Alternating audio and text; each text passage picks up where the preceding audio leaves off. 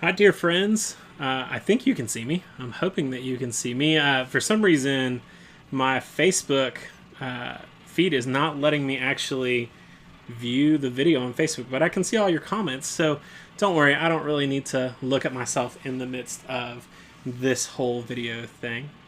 Don't worry about it. Don't worry about it. I'll give just a few seconds for a couple folks to log on as folks are finding the stream. We like to give folks a few minutes at the beginning of the stream. And I don't know if you can hear it or not, but live from our basement, Suzanne just started bath time for our girls. And so I think the pipe that goes directly to that bathtub is like right above my head.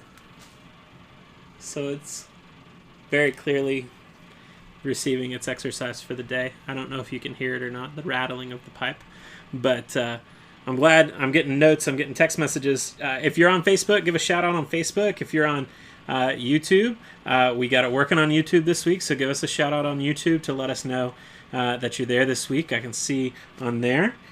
We have these fun new graphics too that are working out well for us, so that's fun. We got my name and everything like that, and we'll have some slides here coming up soon that I'm going to put up in the corner. Hi, Cindy. Cindy Kellerman's over on YouTube. If you are on Facebook, Cindy is commenting on YouTube. It's really good to see you on YouTube, Cindy. Over on Facebook, Jennifer Gilbert. Good evening, Miss Jennifer. I hope we see you at Storytime tomorrow. We're sending you a big, big bear hug. Yes, Shanna has texted me to let me know that you all can indeed hear the rattling of the pipe above me as Suzanne gives the girls a bath. So it's bath night, no worries. It's good to see Kelly Anson on the stream. Kelly, good evening. Good to see you. Lauren, good to see you too. I see so many great people. Jeannie, you're on there. Hi, Tommy Potter, all the way down in Texas. I hope you're doing well down there. I know we get updates from Suzanne's parents in Texas and everything like that. Good group forming online and on YouTube, and I think we're about to go. Yes, Cindy Kellerman over on YouTube says, I can hear the water running. It's bath night, and I'm doing Wednesday Night Light instead of helping with the bath, but I grilled and I cleaned the grill today, so I've got grubby fingers, as you can see. I might have a few more spots on me where I didn't quite get all the grease off. Well, I think we'll probably get going as folks continue to sign on.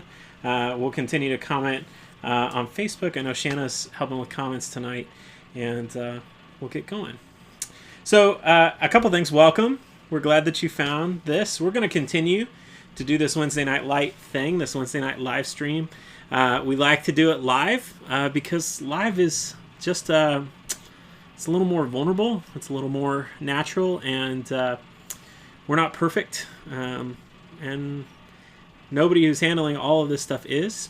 So let's just be human beings together for maybe 15 or 20 minutes tonight. And let's continue to be human beings on Wednesday night. A couple shout outs as we get going for our live stream. And I'm going to put up a couple slides in the corner. So I got my handy little trick here. So tonight, our topic for our Wednesday Night Light is walking willing into the new normal. Walking willing into the new normal.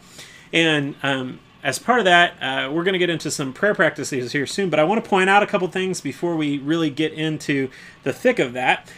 First of all, you will see that I'm wearing a new t-shirt. I'm going to take my name off real quick so you can see it. My new t-shirt, Kansas City runs on hospitality. Kansas City runs on hospitality. Many of you have noticed, and apparently it's becoming a thing, that I wear t-shirts during this whole quarantine. I don't think I've had a button-down shirt on in like 3 weeks. So t-shirts, and my sister got me this t-shirt. It is a t-shirt that is $25. You can go to the website that's right up here.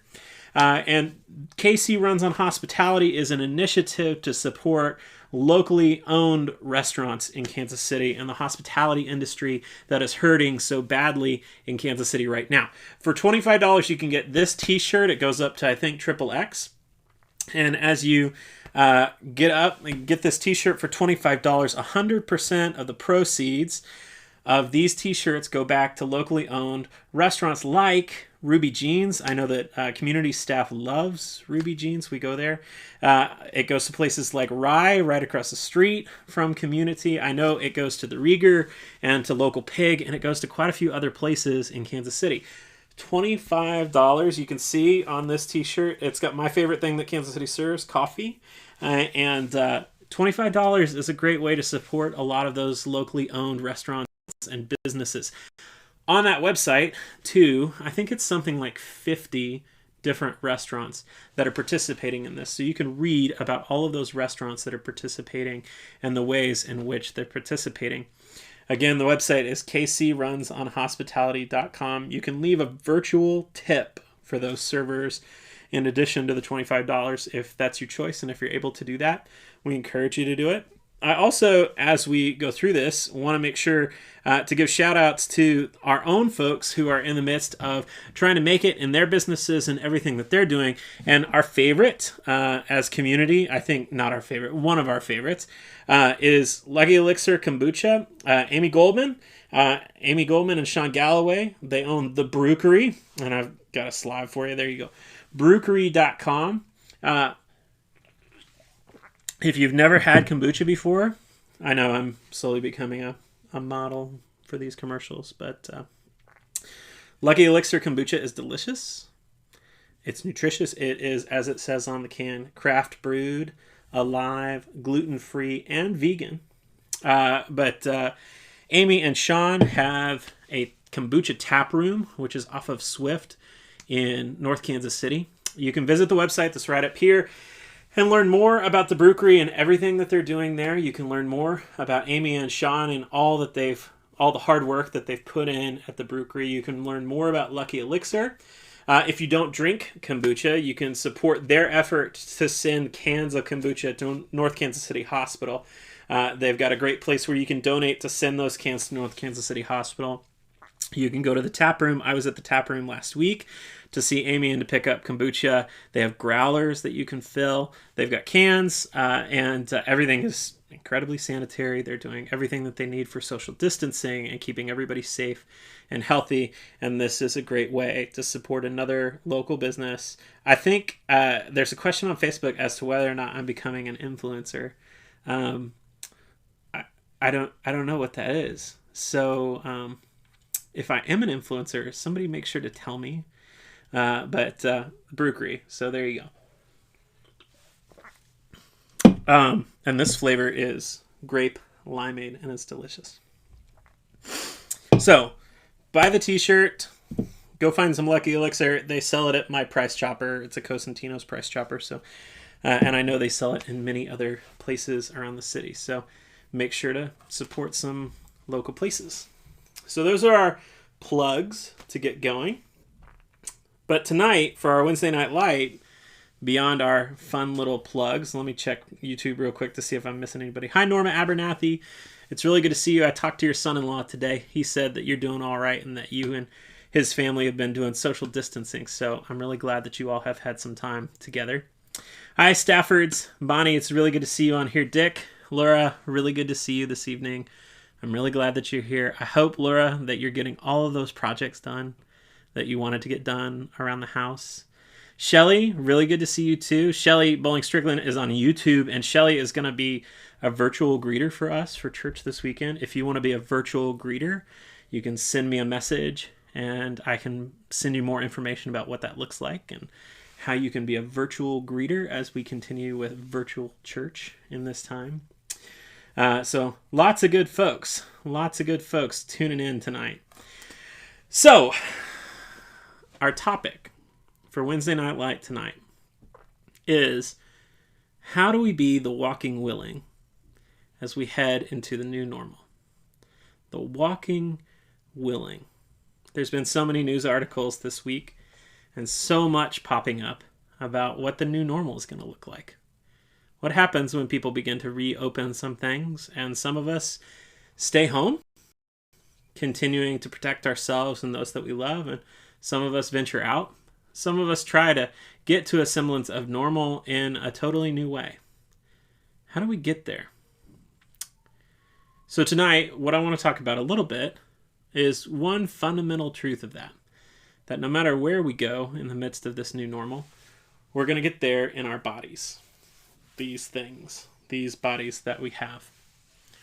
So in the midst of that, I want to tell a couple stories as we get going. People who know me know that I really love to tell stories. So I'm going to start out with just a simple story. I've been thinking a lot about tall oaks lately.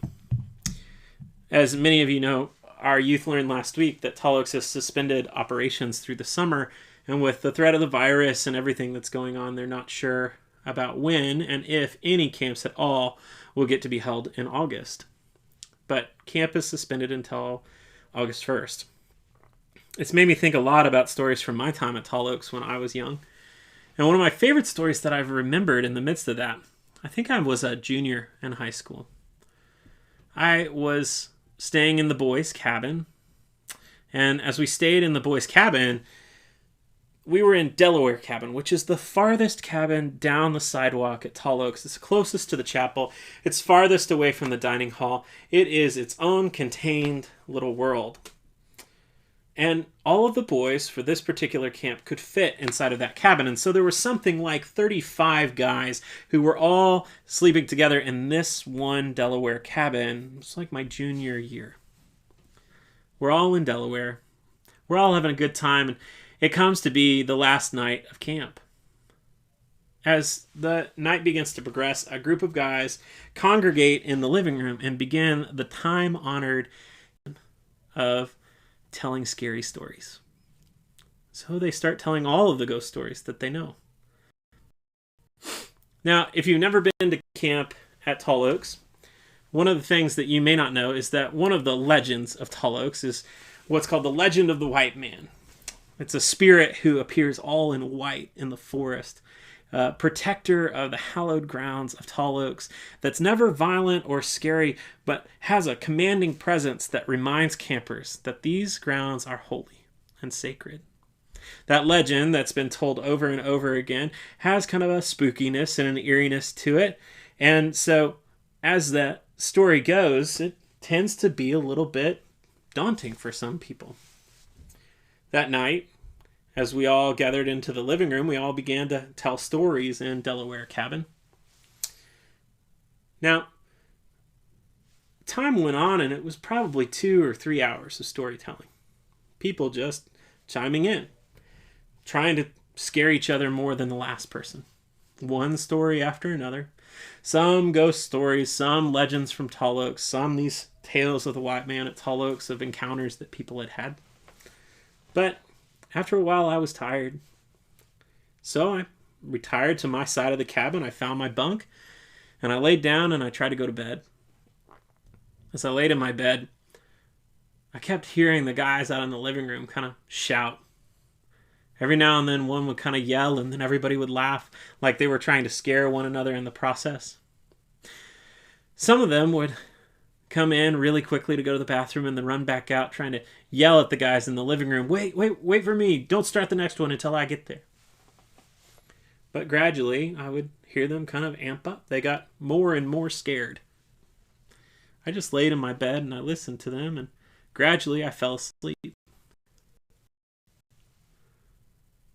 Next morning, it was early in the morning, it was the last day of camp, and I woke up, and I stretched out, and I looked around, and all of the beds around me were empty. They still had everybody's stuff, the sleeping bags and all of that stuff, but all of them were empty. There was nobody sleeping in any of these beds. I thought, where is everybody? Did I wake up late? You know, what happened? So I rolled up. I walked out the door back into the living room where we had been the night before telling our stories. And there, lined up in a row all the way across the floor, were about 15 high school boys all lying next to one another. Some of them kind of with an arm around the other. It was a visual representation of fright. They had all stayed up late telling stories, scaring the daylights out of one another, trying to spook one another. In the process, they had fallen asleep in the trust and in the companionship and in the presence of each other's bodies. They were scared to death. They were so scared, in fact, that they had taken the pictures off of the walls inside of the cabin and turned them around, because those pictures in the cabin are portraits of people, and over the course of the night they had convinced themselves that the portraits of those people on the wall were the spirits that were haunting them. But there was something that they needed in that moment about having their bodies close to one another. The comfort and the assurance. I've talked to a few folks about how they're experiencing this time. I've talked to a number of our single folks who are home without the presence of another body there. It's been hard. It's been really hard for many of them. It's been hard not to have the presence of another body around you or the ability to touch somebody else. I've spoken with people who have loved ones who have gone into the hospital, or even loved ones who have died during this time. And it has been so hard for so many of those people who could not have that gift of touch and presence. I've spoken to a lot of parents, and especially us as parents, who are experiencing this time really uniquely with small children in their midst. A friend of mine and I were talking just the other night about how we're experiencing this together. And as we're experiencing it, he said something. He said, our oldest, he's just like right here all the time. He has to be close to us, physically present to our bodies, on top of us all the time. And at that point, I thought to myself, my oldest is doing the same thing. Lydia constantly comes up to me in this time and she says, "Can I sit on your lap? Can I help you work? Can I be right here, right now, always?" In fact, it seems like her anxiety gets higher the farther away from me or Suzanne she gets. But when she's right here, there's something about being on our bodies, in our bodies, with our bodies, that brings the presence of God closer to us. Something important, something comforting, something confident and assuring. I know many of our parent friends are having that same experience too. And I know many of you are drawing closer to the ones that you love, even in distance. So tonight, our question really is, how do we walk willing into this time? How do we walk willing in faith into this time? In our bodies, drawing our bodies closer to the body of Christ. So, we have talked about this time as a time when we're trying to give one another spiritual practices. So tonight, remember, spiritual practices are anything that we give sacred space to in our life. Anything we give sacred space to in our life in order to find new ways of connecting to the Holy Spirit. Anything we give sacred space in our life in order to find new ways of encountering, connecting to, and experiencing the Holy Spirit. Tonight, the practices that we're going to lift up are body practices. Practices that bring us assurance and presence and comfort that we can feel in our bodies. Now, part of what I love about this practice tonight is that it's about being walking willing. I've said that a few times as we've gone through this. Last year, I got to meet one of my personal faith heroes, a woman whose name is Sister Simone Campbell. She was one of the directors of the Nuns on the Bus tour, and now she's incredibly active with the New Poor People's Campaign, and she's been marching and advocating for so many, for so long. Sister Simone Campbell says that her spirituality about everything is uncertain. It's not always right on. Every now and then, she's not sure. And as we're all uncertain in this time, I don't think that's a bad spirituality to hold on to. Sister Simone says this: being uncertain, I really describe as part of my spirituality. I describe my spirituality as walking willing. Walking willing to wherever we are led. Walking willing toward trouble. Walking willing toward Congress. Now that takes some doing some days, but walking willing in a way that means I am willing to risk and be present to you, to hear your story. Walking willing in our bodies, that actual physical act of drawing closer to God.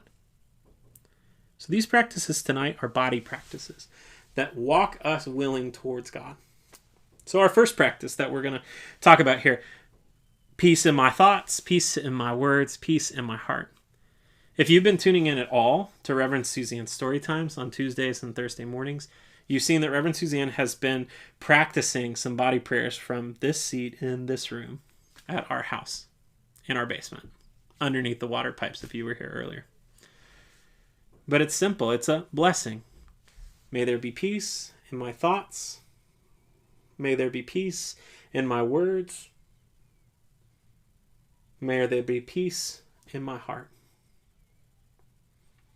Peace in my thoughts, peace in my words, peace in my heart. This three-step motion of head, mouth, and heart, it moves our body just slightly here to remind us to put ourselves into prayer, to root ourselves in a practice that says head, mind, words, heart. There are other forms of body prayers. We're going to do one at the end of our time together that's much different than this. But a body prayer is a practice where we attach movements of our body into prayer. May there be peace in my head, peace in my words, peace in my heart. Or it can be something like, I look to the skies and I seek God. I look all around me and I see God. I look to the ground and I am rooted in God. See the motion? I look to the skies. I look around me. I look to the ground. Simple actions of the body place ourselves into prayer and remind us that it's not just here sitting in quiet that we can find God. It's not just here sitting in active prayer and intercession for those that we love and for ourselves. It's not just speaking the words out loud. It is a physical movement of the body. I look up. I look to you. I look down. Body prayers are a simple practice that we can do, and you can create one yourself. I'm going to give you one at the end of our time together that you can practice that might be helpful for you for this week. A second prayer. If you were part of our Wednesday night series throughout the course of our Lenten time, before we weren't in person together anymore, you might have had the chance to do a walking prayer with Reverend Shanna. The noticing game is a game that we play with our kids. We walk around and we say, how many things can you notice in this process of walking?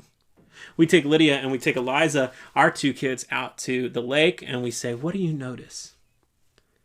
And on our latest walk, they said, look at all the frogs. Suddenly they noticed rows of frogs lined up along the banks of a small pond ready to hop in because they were scared of us walking by. They noticed that the lake was full of random boats as people tried to get out of their house and onto the water. They noticed that there was a bird sitting up in the trees that had bright orange feathers on it. A walking prayer is an act of noticing, and in the noticing, blessing all that's around us.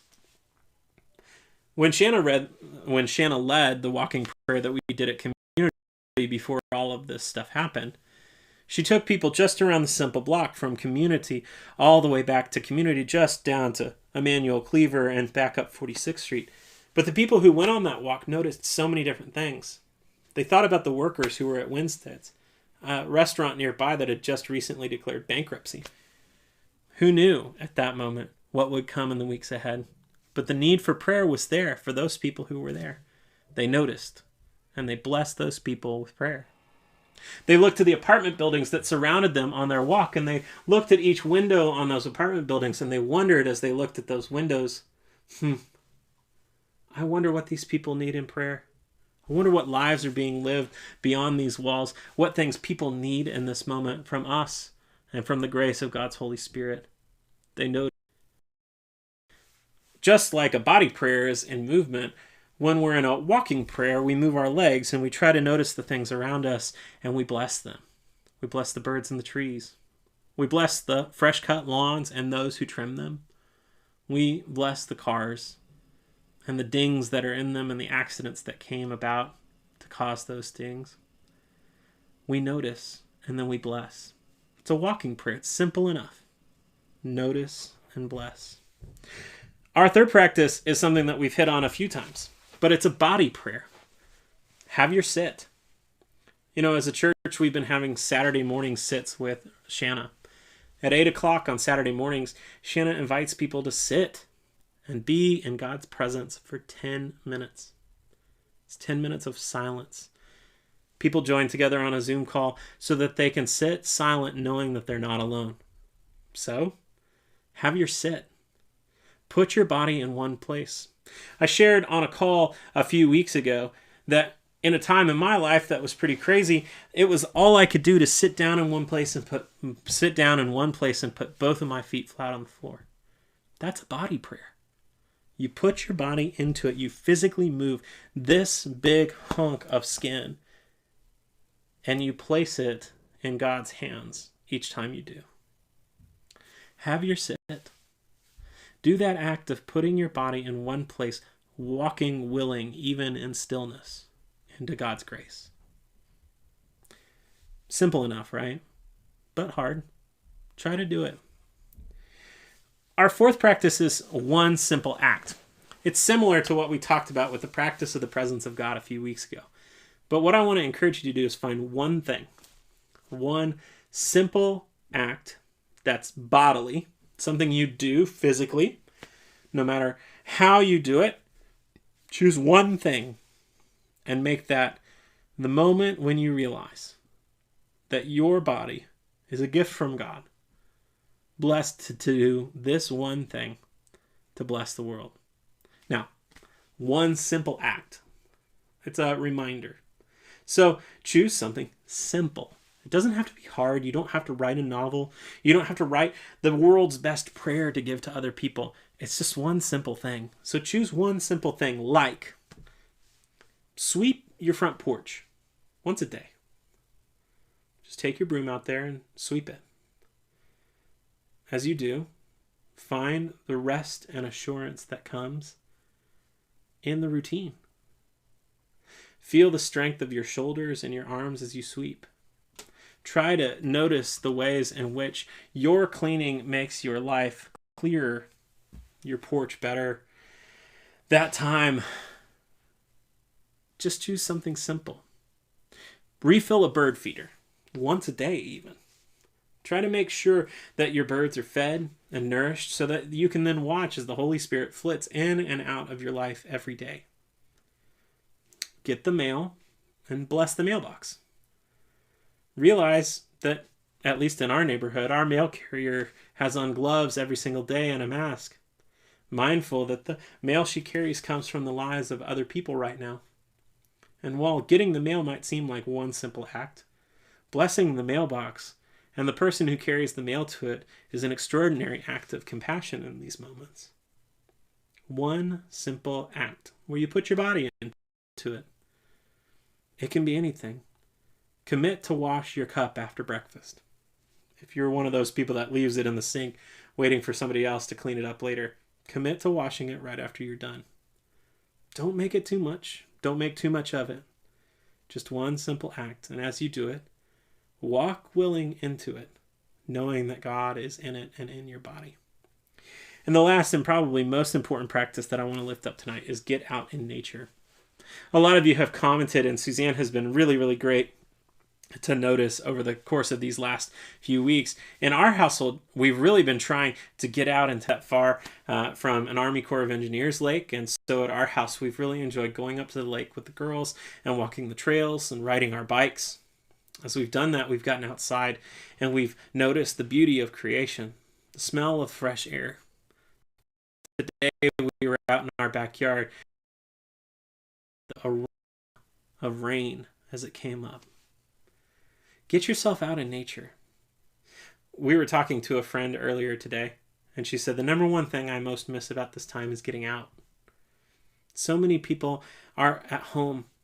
I have a dear friend who lives in New York City, and as I talk to him, he's been cooped up in his apartment for nearly 6 weeks. as he has been, it's been so hard for him not to take in that freshness of air, that deep breath. This is a hard experience because so many of us are experienced differently in different places around the world. And as some places get ready to reopen and some places don't, and as some places are still very much so in the throes of so much devastation, we all come to this time differently. When we go out into nature, we remember not only the beauty that God has surrounded us with, not only the gift of creation, but we also remember our interconnectedness. Drawing our bodies out into nature not only causes us to encounter everybody else who is on the trails around us, of course 6 feet away from them, but it also encourages us as we go out and about to try to see the interconnectedness of our entire creation. I've been amazed at the number of stories that have come out on this Earth Day, as we celebrate Earth Day today. The number of stories that have been lifted up and raised about the ways in which creation is taking a deep breath during this time of rest. It's been beautiful in some ways to notice the ways in which creation is recovering and caring for itself. Getting out in nature reminds us that when we walk our bodies willing and to care for one another and for God's world, there's deep, deep rest, deep, deep mercy, and deep, deep. As I was getting ready for tonight, it reminded me of a psalm. And so this is our last little bit for tonight, our psalm for our gathering time. So our psalm for tonight is Psalm 27. This is the word for our evening tonight, a closing word for us. And this is our practice too. Psalm 27.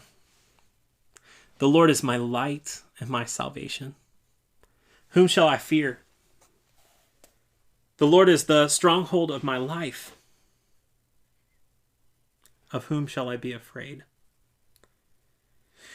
When evildoers assail me to devour my flesh, my adversaries and foes, they shall stumble and fall. Though an army encamp against me, my heart shall not fear. Though war rise up against me, or might we say pandemic rise up against me, yet I will be confident. One thing I asked of the Lord that I will seek after, to live in the house of the Lord all the days of my life, to behold the beauty of the Lord and to inquire in God's temple. For God will hide me in God's shelter in the day of trouble. God will conceal me under the cover of God's tent. God will set me high on a rock. Now my head is lifted up above my enemies all around me, and I will offer in God's tent sacrifices with shouts of joy. I will sing and make melody to the Lord. We've been singing as a congregation, "This is the day." Hear, O Lord, when I cry aloud. Be gracious to me and answer me. Come, my heart says, seek God's face. Your face, God, do I seek. Do not hide your face from me. Do not turn your servant away in anger, you who have been my help. Do not cast me off. Do not forsake me, O God of my salvation. If my father and mother forsake me, the Lord will teach me your way, O Lord, and lead me on a level path because of my enemies. Do not give me up to the will of my adversaries, for false witnesses have risen against me, and they are breathing out violence. These last two verses are really important to our practice tonight, so listen carefully. I believe that I shall see the goodness of the Lord in the land of the living. Wait for the Lord. Be strong. Let your heart take courage. Wait for the Lord. I said that our body prayer for tonight is our practice. So I want to encourage you to a simple 3-movement body prayer to bless your week ahead. It goes like this. Along with the last two verses of Psalm 27, verse 13 and verse 14, I believe that I shall see the goodness of the Lord in the land of the living. And then it says, wait for the Lord. So I want to encourage you, wherever you are, to put your body into this time of watching your screen for whatever hour it is today. Wait for the Lord. I want you to put your hands out kind of exasperatedly. Put your hands out in front of you and just go, wait for the Lord. Drop your hands out right in front of you, spread wide. Wait for the Lord. Wait for the Lord. Just as this body motion sometimes expresses exasperation, maybe that's what you have in this moment. This is a really vulnerable position. Maybe what you have in this moment is helplessness. Wait for the Lord. This is a position of confessing, of holding out our hearts and whatever they hold in this night, and they say, wait for the Lord. What comes in this position for your body? Wait for the Lord. That's motion number 1. And then the psalm goes on, be strong and let your heart take courage. So for be strong, I want you to take these arms and I want you to wrap them almost close to one another. Take courage. Take courage. I want you to wrap your arms like you're holding a basket that's trying to be full, so full that your hands can't quite reach one another. As you do, feel the muscles in your arms as you hold them like this. How strong your body is to hold them up in this simple moment of self-compassion. If you need, imagine your arms full of baskets, full of bottles, full of sheets, full of whatever. A giant batch of things in your hand that you are so strong to carry. The longer you hold your arms like this, the more weary you might feel. The muscles in them grow, and yet you are aware of the courage and the strength that comes right now. Be strong. So wait for the Lord, be strong. And then take your hands and put them one over the other and move them to your heart. Take all of that basket of stuff, that energy and that liveliness that you're holding up, the strength of your arms, couple your hands together and push all of that into your heart. Wait on the Lord. Be strong. Take courage into your heart. Push all the strength and the energy that you are reminded of in those loving arms. Push it into your heart. Wait for the Lord. Be strong. Take courage into your heart. And then the last line of the psalm puts us back in that position of vulnerability. Wait for the Lord. Wait for the Lord. Be strong. Take courage into your heart. Wait for the Lord. You might be asking, how am I supposed to do this? When am I supposed to do this? What's this supposed to look like? Well, it's simple. Find a time where you can sit just like this and say the words out loud. Wait for the Lord. We're waiting right now, aren't we? Wait for the Lord. Be strong. Take courage into your heart. Wait for the Lord. You can repeat those motions as much as you need to and as much as you want to help you find strength, to take courage, and to be patient and gentle with yourself. A simple practice, but a good one for this week as we walk willing towards whatever new normal is coming. I'm really grateful. I'm grateful that you came. I'm grateful that you joined me for this time. I know that these Wednesday night moments are just a small time to breathe.